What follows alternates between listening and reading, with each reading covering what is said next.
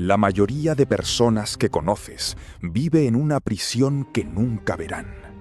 No tiene barrotes ni muros.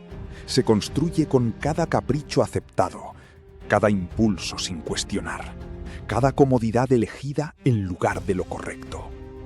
Marco Aurelio gobernó el mayor imperio de la historia desde una celda distinta, la disciplina absoluta. En este vídeo descubrirás el sistema mental exacto que usaba para encontrar libertad total donde otros solo veían sacrificio. Marco Aurelio nació en el año 121 de nuestra era, en una Roma que ya empezaba a crujir bajo su propio peso. Fue adoptado por el emperador Antonino Pío a los 17 años y recibió una educación filosófica rigurosa bajo maestros estoicos. Desde joven comprendió algo que muy pocos emperadores entendieron jamás. El poder sin autodominio es simplemente destrucción con corona. Cuando finalmente ascendió al trono en el año 161, el Imperio Romano enfrentaba plagas devastadoras, guerras en 3 frentes simultáneos y una economía en colapso. Cualquier hombre ordinario habría cedido al pánico o a la crueldad, pero Marco Aurelio hacía algo extraño cada madrugada. Antes de gobernar el mundo, se gobernaba a sí mismo. Esa decisión diaria lo separó de todos los emperadores que le precedieron. El estoicismo enseña que solo existe una verdadera libertad: el dominio sobre la propia mente. Marco Aurelio no consideraba la disciplina como una cadena impuesta desde fuera. La entendía como el único territorio que ningún enemigo, ninguna enfermedad y ningún revés podían arrebatarle. Mientras el mundo exterior era caos, su interior era orden. Esa asimetría entre lo externo incontrolable y lo interno soberano era su fundamento filosófico más poderoso. En sus escritos personales, Marco Aurelio regresaba obsesivamente a una idea: distinguir con precisión quirúrgica lo que depende de nosotros de lo que no. Esta distinción no era un ejercicio intelectual, era una práctica diaria de renuncia activa. Renunciar a la ilusión de controlar el resultado. Concentrar toda la energía en la calidad de la acción propia. La disciplina, entendida así, no limita la vida, la purifica. Existe un error profundo que la cultura moderna comete con la disciplina. La confunde con rigidez, con privación, con ausencia de placer. Marco Aurelio pensaba exactamente lo contrario. Para él, actuar sin disciplina era la verdadera privación. Era vivir a merced de emociones que cambian cada hora, de deseos que nunca se sacian, de miedos que se multiplican solos. La disciplina no reducía su mundo, lo expandía hacia una calidad de presencia que pocos humanos alcanzan. Las meditaciones de Marco Aurelio no fueron escritas para ser publicadas. Son notas privadas, frecuentemente duras, a veces incluso implacables consigo mismo. En ellas se critica por ceder al sueño más de lo necesario, por buscar aprobación, por perder el hilo de sus principios. Esta honestidad brutal con uno mismo era parte central de su sistema. La disciplina comenzaba por no engañarse. Primero, la verdad incómoda. Luego, la corrección. Uno de los principios más radicales del estoicismo de Marco Aurelio era la premeditación del adversario interior. Cada mañana, antes de salir al mundo, practicaba anticipar las dificultades del día. Personas irritantes, noticias perturbadoras, decisiones imposibles. Esta preparación no era pesimismo, era armarse. Cuando el golpe llegaba, ya no era una sorpresa, sino una confirmación. La disciplina no reacciona. La disciplina ya ha respondido antes de que el problema exista. Marco Aurelio gobernó durante 19 años sin retirarse jamás a la comodidad cuando el deber exigía lo contrario.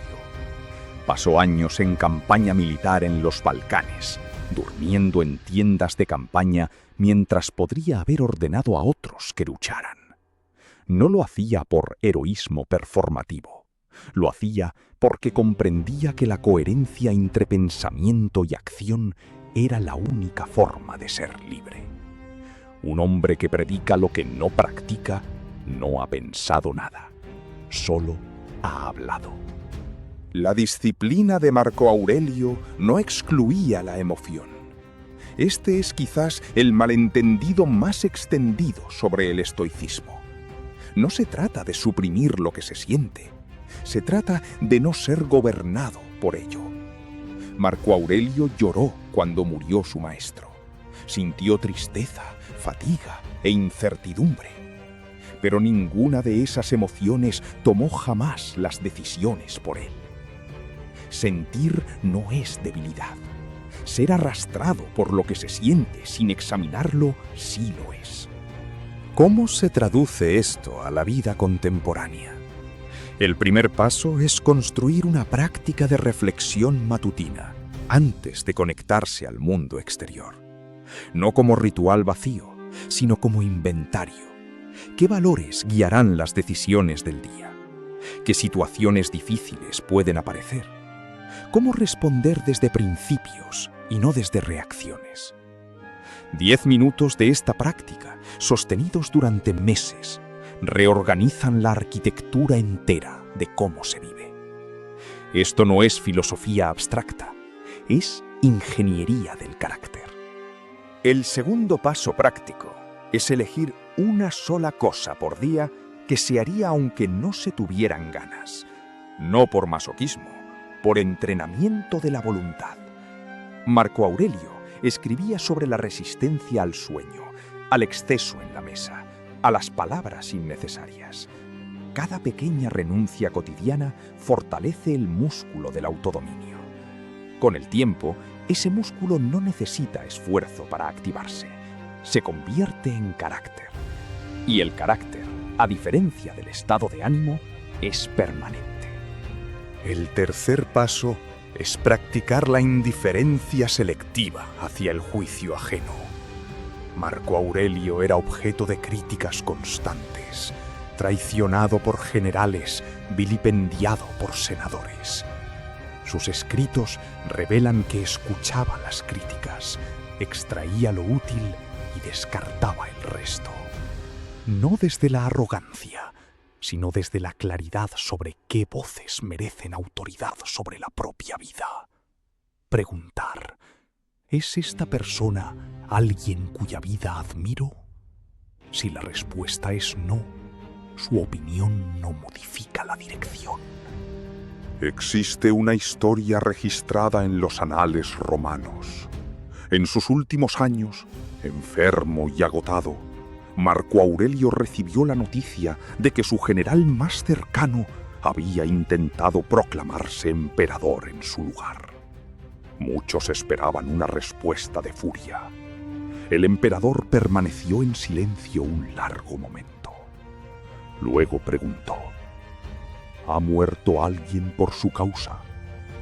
Le respondieron que no. Entonces dijo: bien, que se le perdone. Esa respuesta no nació del miedo ni de la debilidad. Nació de décadas de disciplina interior. Marco Aurelio murió en el año 180 trabajando, no en un palacio, en una campaña militar en el Danubio. Hasta el final, la disciplina fue su modo de existir, no una imposición externa. Sus últimas palabras registradas no fueron sobre el poder ni la gloria. Fueron una pregunta a sus oficiales: ¿por qué lloráis por mí? Id a llorar por la peste y la guerra. Incluso al final, la atención estaba fuera de sí mismo, en lo que aún podía hacerse. Al principio de este vídeo, prometí mostrarte el sistema exacto que usaba el hombre más poderoso del mundo para no sentir estrés cuando todo se derrumbaba. Ya lo tienes. No era un secreto, era una elección repetida hasta convertirse en identidad. Elegir cada día la respuesta sobre la reacción, la reflexión sobre el impulso, el principio sobre la comodidad. La disciplina no te priva de libertad. Es la única forma de libertad que nadie puede arrebatarte.